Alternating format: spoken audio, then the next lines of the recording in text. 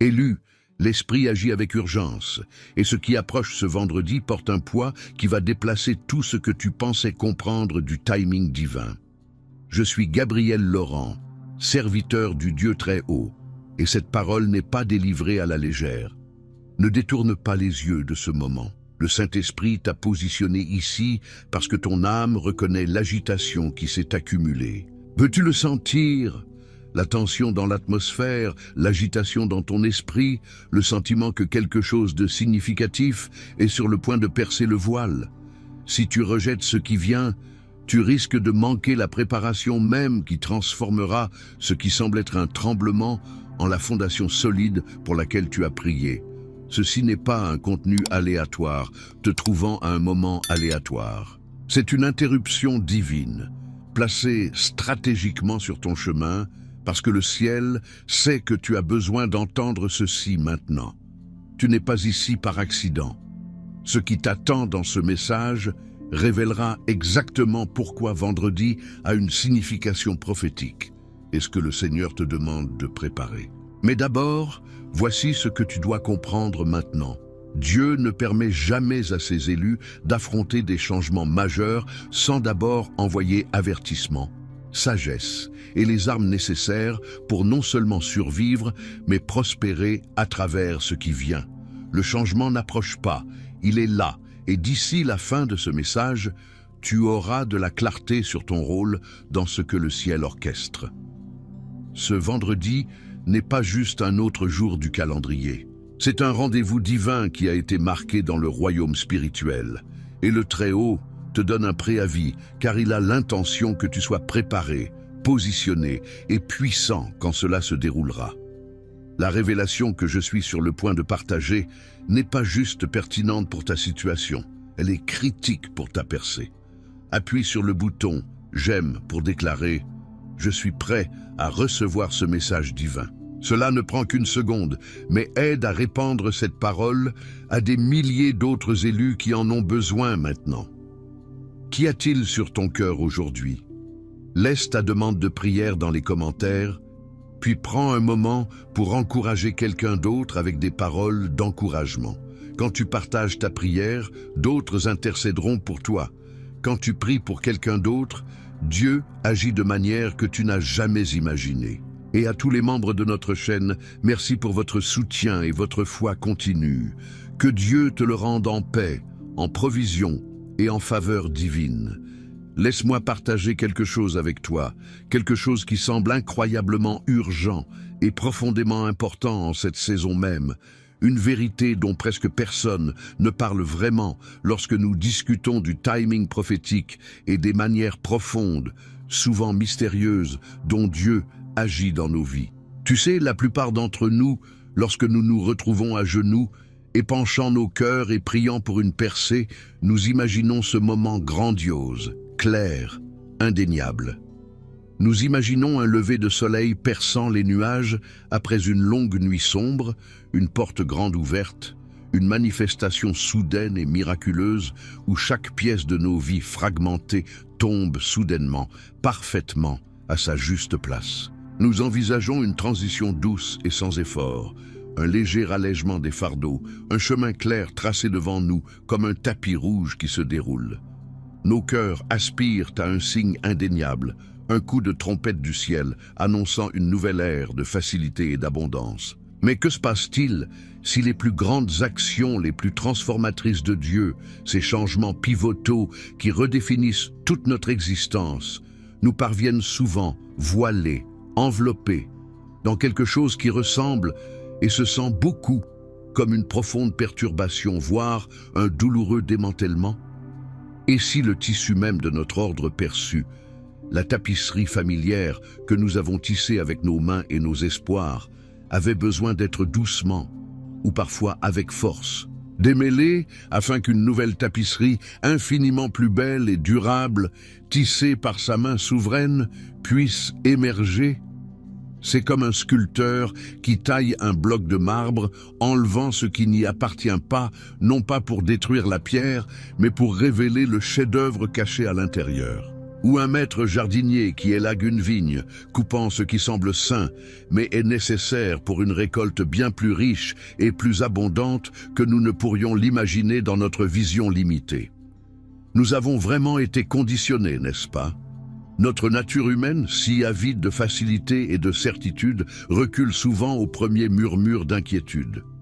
Nous désirons le confort, la prévisibilité et le contrôle. Lorsque nos circonstances changent de manière inattendue, lorsque le sol sous nos pieds semble instable, notre réponse immédiate est souvent la peur et la résistance. Nous voyons un délai, une pause dans nos progrès, une porte apparemment fermée.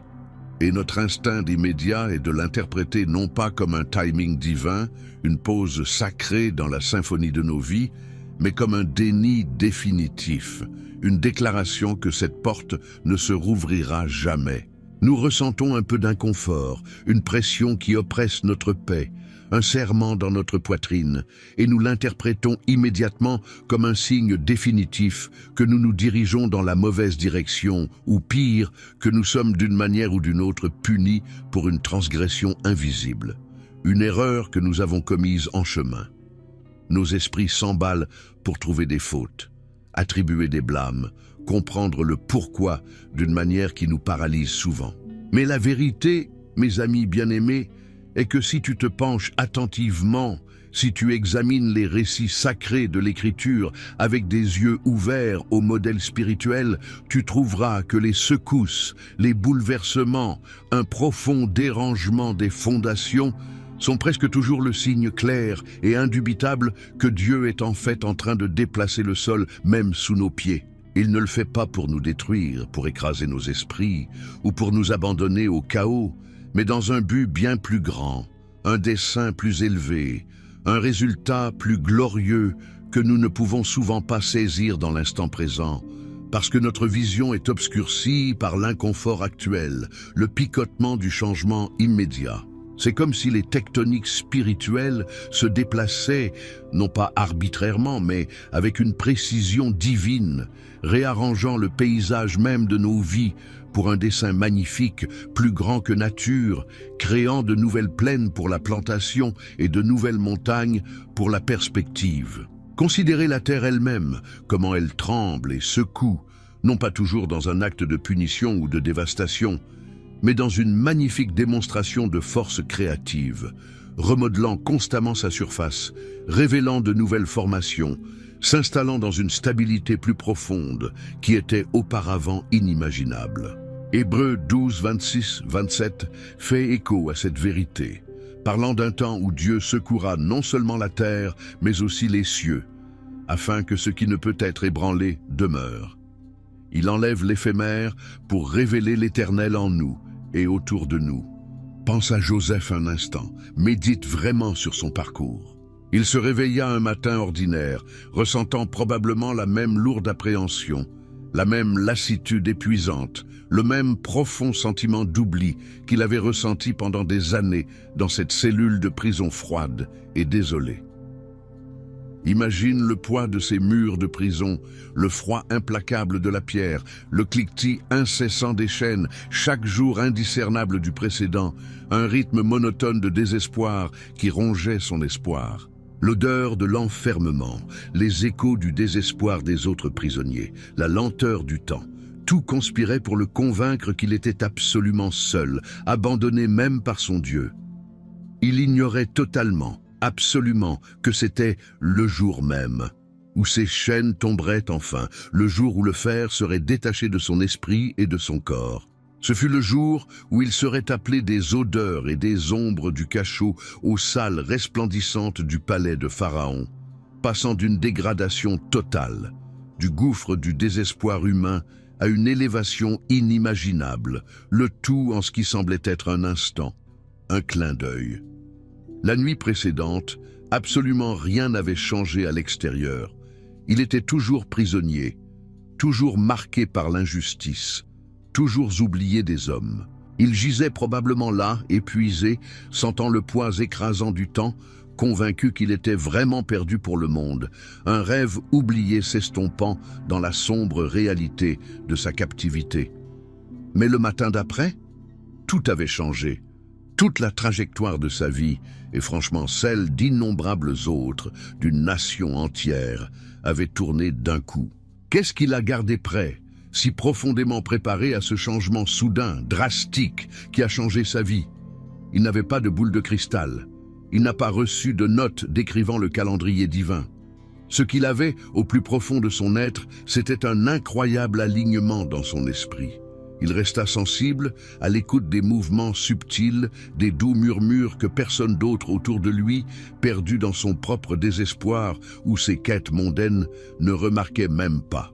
Il garda son cœur doux, malléable et entièrement abandonné, même dans l'endroit le plus dur, le plus brutal, le plus apparemment désespéré de la terre, choisissant la confiance plutôt que l'amertume. Ces circonstances extérieures étaient une image de stagnation.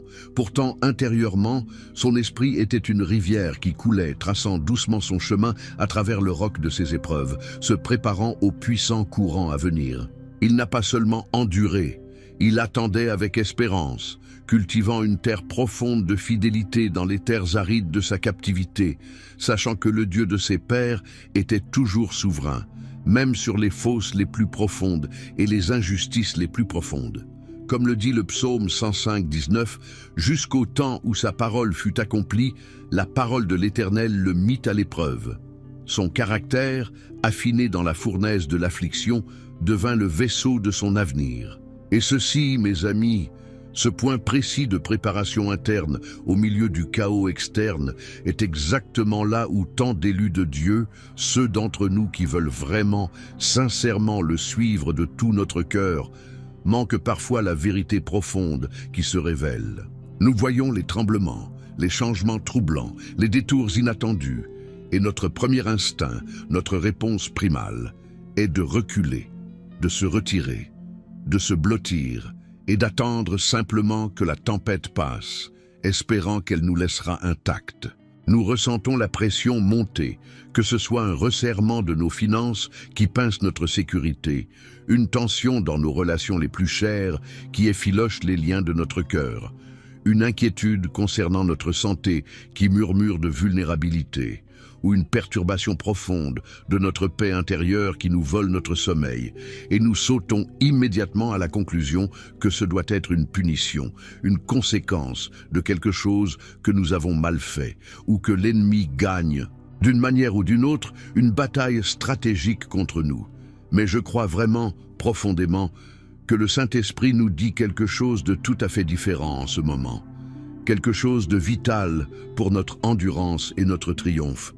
La résistance que tu as ressentie, ce refoulement implacable, cette profonde sensation d'être serré et pressé de toutes parts, ce n'est pas nécessairement l'ennemi qui gagne. Et si, juste et si, c'était la tension divine nécessaire avant une libération majeure et sans précédent.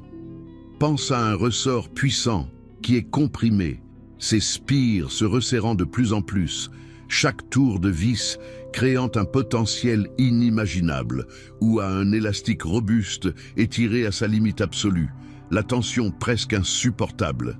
C'est inconfortable, oui, même intensément douloureux sur le moment, nous faisant halter. Mais c'est précisément cette tension qui s'accumule, cette énergie stockée, qui lui donne l'incroyable pouvoir pour le claquement éventuel, le lancement puissant, la percée explosive. Plus la compression est grande, plus elle contient d'énergie potentielle pour cette libération explosive, cette propulsion vers l'avant dans ce qui suit, comme une flèche tendue contre la corde de l'arc, prête à voler.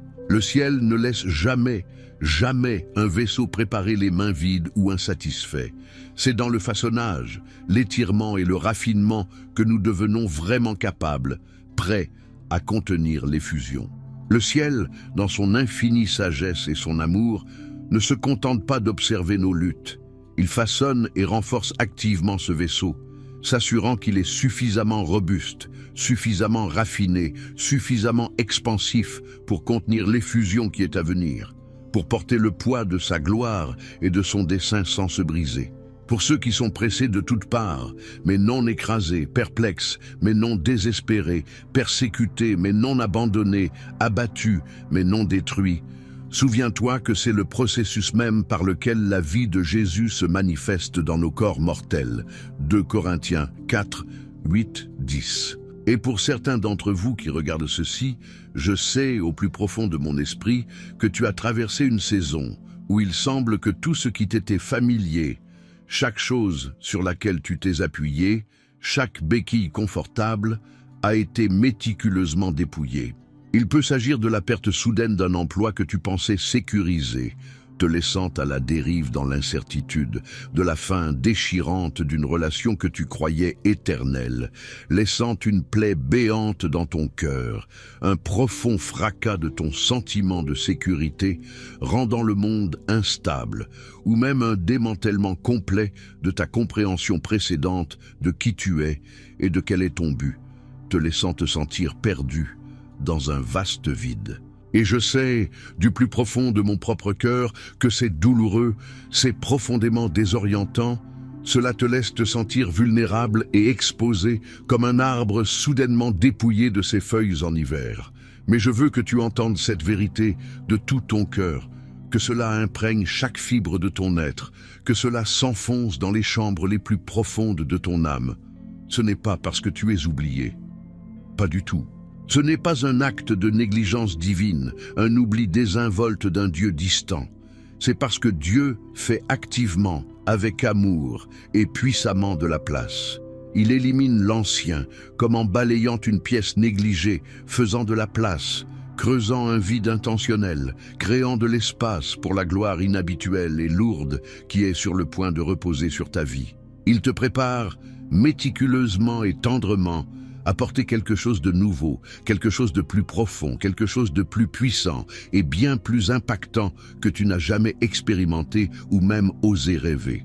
Le dépouillement n'est pas un acte de cruauté, c'est un acte de miséricorde et de prévoyance divine qui déblaye les espaces encombrés de nos vies, tant externes qu'internes, pour une gloire qui n'aurait autrement pas de place pour atterrir, pas de fondation sur laquelle construire. Il fait de toi un vaisseau non seulement pour des bénédictions momentanées, non pour des joies passagères, mais pour une gloire durable et pesante, une profondeur de présence et de but qui nécessite un nouveau type de fondation, un type de force différent, une résilience forgée dans le feu. Il fait une chose nouvelle, comme l'annonce Ésaïe 43, 19, une œuvre qui est en train de jaillir maintenant même, si seulement nous avons des yeux pour la voir. Tu vois, certaines des plus grandes percées, les plus transformatrices de la vie ne viennent pas lorsque tu cherches désespérément chaque réponse, essayant de contrôler chaque variable, manipulant frénétiquement chaque circonstance pour l'adapter à ton résultat désiré. Ils n'arrivent pas quand vous exercez chaque once de votre force humaine, luttant et forçant contre le courant. Parfois, souvent même, ils viennent quand vous cessez enfin miséricordieusement d'essayer de tout comprendre, quand vous relâchez l'étreinte désespérée du contrôle qui a épuisé votre âme et commencez simplement à vous asseoir tranquillement, patiemment, réceptivement, avec la révélation que Dieu essaie doucement de vous donner. Il s'agit d'écouter, de vraiment écouter, pas seulement de parler, pas seulement de projeter vos propres désirs et exigences sur la conversation divine. Nous vivons dans un monde qui prône l'agitation, qui nous dit de courir, de lutter, de réclamer des réponses et une gratification instantanée, un monde qui mesure la valeur par l'activité visible. Mais parfois, les réponses les plus retentissantes arrivent quand nous calmons le vacarme de nos propres efforts, quand nous nous accordons à une fréquence différente, le subtil bourdonnement de l'éternité. C'est dans cette pause sacrée, quand le bavardage interne se tait enfin, quand le bruit du monde s'estompe en arrière-plan, que les doux murmures de l'esprit peuvent vraiment pénétrer nos cœurs, comme la rosée tombant sur une terre assoiffée, nourrissant ce qui était desséché et sec. Si cette pensée résonne en vous, si vous sentez ce doux frémissement dans votre esprit, cette connaissance profonde au fond de votre âme, alors je crois vraiment que les 10 vérités cachées des paraboles de Jésus est votre prochaine étape cruciale, votre prochaine bouffée d'air frais. Ce n'est pas un long traité théologique étiré conçu pour vous submerger, c'est un e-book court, puissant, profondément perspicaces, qui révèlent vraiment des vérités pratiques, guidées par l'esprit, sur des choses avec lesquelles nous sommes tous confrontés chaque jour. Notre relation avec l'argent, le chemin vers la guérison et la poursuite d'une clarté émotionnelle profonde. Il est conçu non seulement pour informer, mais pour vous aider à vous connecter avec ces aperçus plus profonds, qui changent la vie, que Jésus lui-même a si magistralement voilé dans de simples histoires, nous invitant à regarder au-delà de la surface. Il ne s'agit pas d'ajouter plus d'informations à un esprit déjà surchargé. Il s'agit d'inviter une transformation profonde dans le tissu même de votre existence quotidienne, vous aidant à voir le familier avec des yeux nouveaux, remplis de l'esprit, discernant l'éternel dans le quotidien. Le lien est juste là dans le premier commentaire, mais juste un petit avertissement. Il n'est disponible que pour un temps limité. Alors, si vous ressentez cette impulsion sacrée, cette douce incitation, s'il vous plaît, allez y jeter un œil. Permettez-vous de recevoir ce cadeau, car il est offert avec amour et intention. Maintenant, écoutez-moi attentivement, car ceci est absolument crucial, une vérité fondamentale pour cette heure. L'appel, en ce moment, en cette saison particulière de bouleversement et de transition, n'est pas seulement d'endurer le bouleversement. Il ne s'agit pas de serrer les dents, de retenir votre souffle et de simplement s'en sortir, en espérant que cela se termine bientôt, en souhaitant un retour au confort de ce qui était. L'appel, la profonde invitation du ciel lui-même, est de collaborer activement avec lui. C'est de s'incliner, de laisser votre esprit se pencher en avant, avec anticipation et courage, non en arrière par peur ou hésitation, non en reculant devant l'inconnu. Ce n'est pas un jeu d'attente passif. C'est une danse active et engagée avec le divin, même quand la musique semble discordante, même quand les pas sont inconnus et difficiles. Il y a des instructions spécifiques, des directions précises, chuchotées dans le courant sacré de cette saison, qui ne peuvent absolument pas être entendues, ne peuvent pas être discernées si vous vivez dans un lieu de commodité spirituelle ou de confort émotionnel, si votre réglage par défaut est la facilité. Dieu ne va pas crier ces instructions intimes et vitales du haut des montagnes si vous n'êtes pas positionné, si votre cœur n'est pas apaisé et prêt à écouter attentivement dans le calme, dans les espaces tendres et sacrés de votre âme. Quand nos âmes sont enveloppées dans la commodité spirituelle, quand nous sommes isolés par nos routines et nos zones de confort auto-créées, ou quand nos émotions n'exigent que du confort et résistent à toute forme de défi, nous devenons insensibles aux délicats tremblements du ciel. Nous manquons les subtils changements dans le vent de l'esprit, les douces incitations qui nous guident vers notre prochaine étape. Psaume 46, 10 nous rappelle « Soyez tranquilles et sachez que je suis Dieu ». Une invitation profonde à calmer le bruit et à écouter activement. Le Seigneur nous dit vraiment sans équivoque en ce moment « Ne confondez pas une seconde, l'étirement spirituel avec l'abandon spirituel. Quand un danseur dévoué s'étire, poussant son corps à ses limites, sentant la brûlure dans ses muscles, ce n'est pas parce que son corps faiblit ou est puni, c'est précisément pour qu'il puisse accomplir des prouesses incroyables de grâce et de force, des mouvements qui défient la gravité et inspirent l'admiration. Ils élargissent leurs capacités, se préparant à une plus grande expression de beauté et de puissance. Quand un athlète s'entraîne rigoureusement, il pousse à travers l'inconfort, la fatigue musculaire et l'épuisement mental, pour construire un niveau inégalé de force, d'endurance et de résilience qui le mènera à la victoire. Ceci, mes amis, est cette heure pour nous, une saison d'athlétisme spirituel profond, un temps pour construire l'endurance spirituelle et affiner notre noyau intérieur. C'est l'heure de prier avec un nouveau niveau de spécificité, avec une concentration précise comme un laser, perçant les généralités de nos prières passées. Fini les pétitions vagues et générales, lancées au hasard vers les cieux, espérant que quelque chose puisse coller. Dieu nous invite à l'intimité et à la précision, à un dialogue d'une clarté profonde. C'est le moment de vraiment consacrer vos plans, même ceux que vous avez méticuleusement élaborés, ceux dans lesquels vous avez mis tout votre cœur et votre âme, ceux qui semblent si justes et si bons.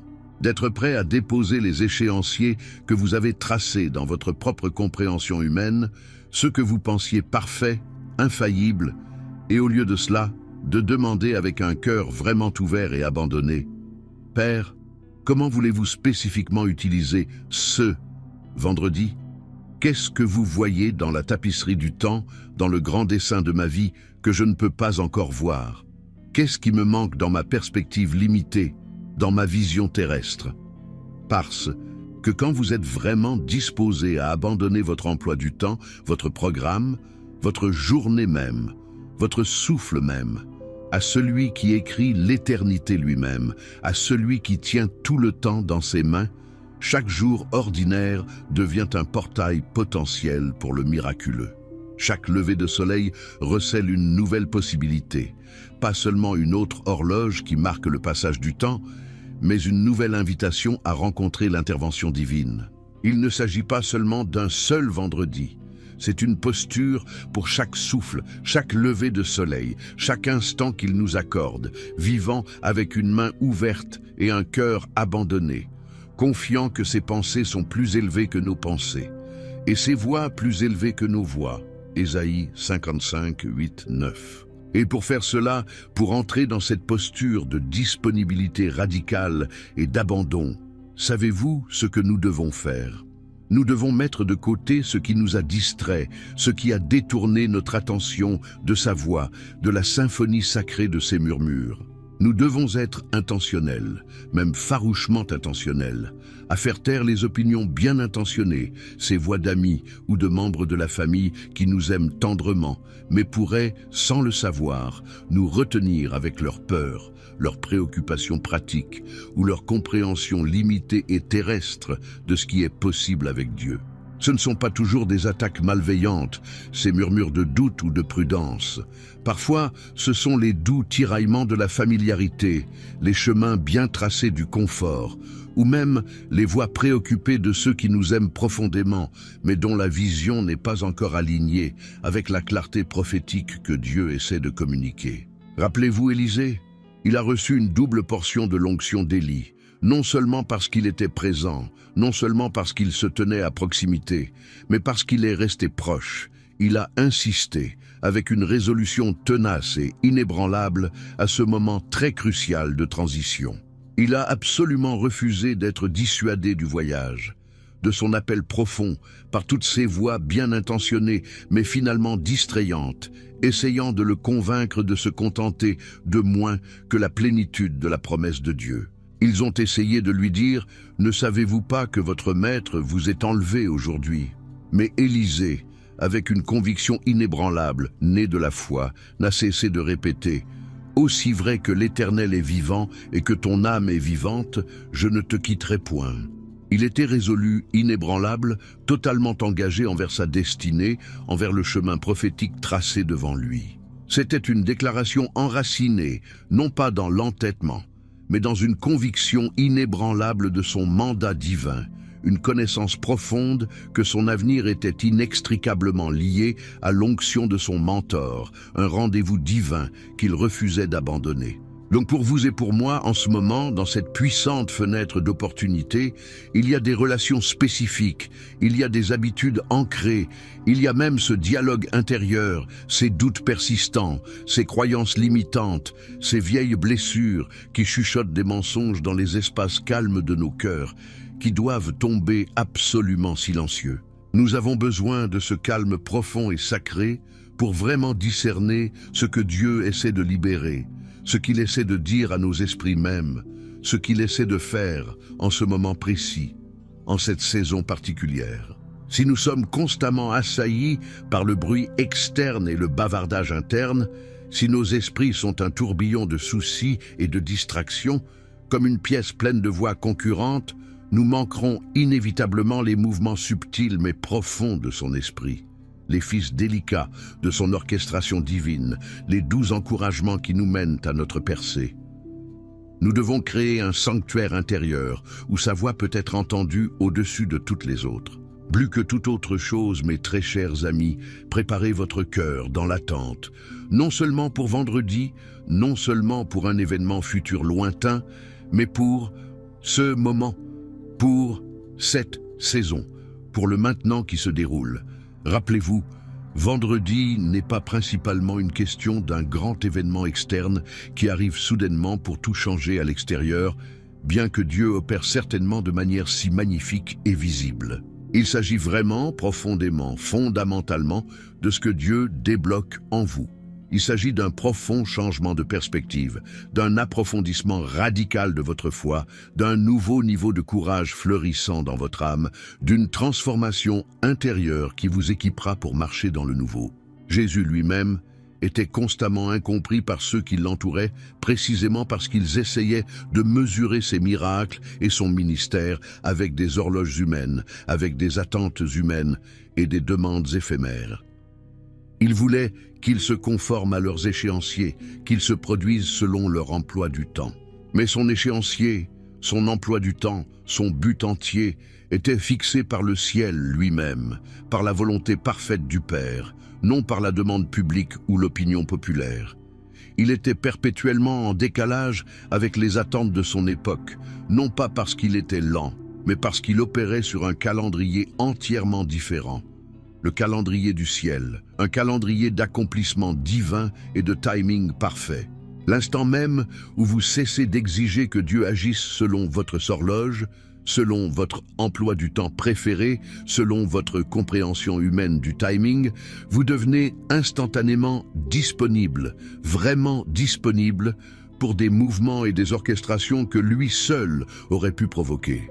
Vous vous ouvrez largement et clairement aux surprises divines, aux miracles au-delà de vos imaginations les plus folles, à un flot de grâce qui transcende toutes les limitations terrestres. Vous devenez un vaisseau aligné avec l'éternité. Maintenant, écoutez attentivement, car à mesure que cette parole s'installe dans votre esprit, je veux vraiment vous encourager. Ne vous en éloignez pas en courant. Ne cliquez pas simplement sur la prochaine vidéo ou ne vous lancez pas dans votre prochaine tâche, permettant aux vérités de se dissiper comme la brume matinale sous le soleil levant. Prenez un moment maintenant, juste quelques précieuses secondes. Faites une pause. Prenez une profonde inspiration purificatrice. Sentez le calme s'installer en vous. Et dans ce calme sacré, invitez simplement le Saint-Esprit à vous montrer ce que vous devez déposer, ce que les vieilles choses vous devez relâcher de votre emprise. Peut-être une peur, un attachement, une façon de penser, et ce que les nouvelles choses vous devez saisir. Quelle nouvelle posture ou perspective vous devez adopter pour cette saison qui se déroule? Si vous sentez une urgence dans votre esprit, ce doux et insistant coup de pouce, s'il vous plaît, ne l'ignorez pas. Ce n'est pas juste une pensée passagère, pas simplement une émotion fugace. C'est Dieu lui-même qui vous appelle à l'attention, vous invitant à un niveau d'engagement plus profond, une rencontre plus profonde avec sa présence. Priez avec intention. Préparez votre cœur et votre esprit, labourant le sol de votre âme, enlevant les mauvaises herbes du doute et plantant des graines de foi. Et puis, veillez avec anticipation, avec un esprit de préparation et d'attente, car sa fidélité est illimitée. Car ce que Dieu a profondément marqué pour vous ce vendredi ou en cette saison spécifique de votre vie ne vous passera pas à côté, à moins que vous ne vous détourniez activement de cette posture de préparation, de cet abandon à main ouverte. Il est entièrement fidèle à ses promesses, inébranlable dans son amour et indéfectible dans son engagement envers vous, cher ami. Alors que vous réfléchissez à cette vérité, à cette parole profonde pour votre esprit, j'aimerais que vous laissiez un commentaire ci-dessous, partageant ce en quoi vous croyez en ce moment, ce qui remue dans votre cœur. Qu'est-ce que Dieu parle à votre cœur à propos de cette saison de dépouillement et de préparation? Bâtissons une communauté de foi partagée et d'encouragement mutuel. Et avant de partir, s'il vous plaît, élevez un autre nom. Pensez à quelqu'un que vous connaissez, quelqu'un qui est sur votre cœur en ce moment, et intercédez simplement tranquillement pour lui, prononçant son nom au Père, demandant sa grâce et son intervention dans sa vie. L'intercession en cette heure multiplie les miracles, non seulement pour eux, mais souvent magnifiquement pour nous aussi. alors que nous entrons dans le cœur désintéressé de Dieu. Quand nous élevons le nom d'un autre au trône de la grâce, nous ne leur accordons pas seulement miséricorde et espérance, mais nous débloquons souvent des bénédictions et une clarté imprévue dans nos propres vies, expérimentant la joie de la collaboration avec l'Esprit. Si ce message a vraiment parlé à votre esprit, s'il a résonné profondément au cœur de votre être, s'il vous plaît, partagez-le avec quelqu'un qui a besoin de l'entendre, car la destinée, la vraie destinée, est bien trop lourde, bien trop expansive pour être parcourue seule. Nous sommes ensemble dans cela, tissés dans son magnifique plan, marchant main dans la main vers la gloire qu'il a préparée.